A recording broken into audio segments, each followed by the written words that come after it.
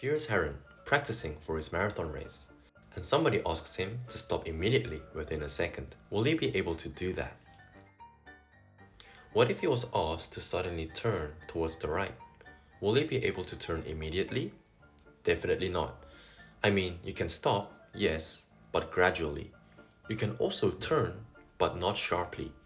And guess what is the same story with every object? Every object will continue to do what it's doing. If it's in motion, it will stay in motion. But what can change this? Yes, only an unbalanced force can change this.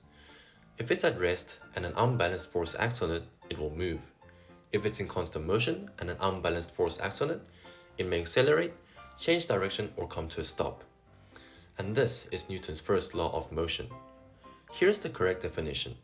An object at rest stays at rest, and an object in motion stays in motion with the same speed and the same direction unless acted upon by an unbalanced force. Remember in Newton's first law of motion, I mentioned that an object can accelerate when an external force acts on it. Here's Jaehong playing with a cart. He's now going to try and push the empty cart. Let's see what happens. Wow, look at that go! That's because it got practically no mass, so Jaehong's mighty muscles can push it with ease. It accelerates fast because the force he's applying isn't fighting against much weight.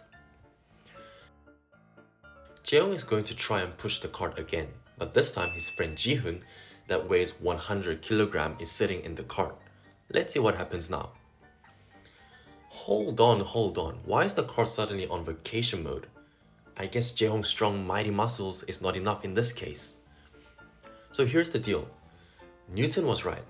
The more mass you add, the harder it is to get anything moving. The same force isn't going to cut it. You need more force to get this thing rolling. So what does this mean? Newton's second law says that F equals ma. Basically, force equals mass times acceleration. When the mass increases, like with a friend in the cart, your force has to work way harder to achieve the same acceleration. Huh? What's happening? Look, there's two wild Pokemons. That's Charizard and Charmeleon, ready for battle. It seems like Charmeleon is about to use Tackle. Let's see what happens. Whoa, what just happened? It seems like Charizard countered the Tackle with Block. Let's investigate closely and see why Charmeleon was bounced back.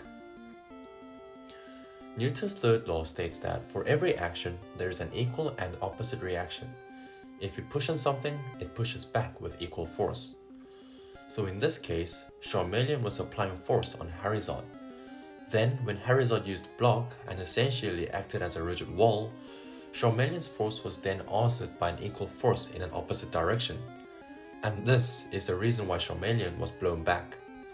It is similar to when you throw a ball to a wall and it bounces back.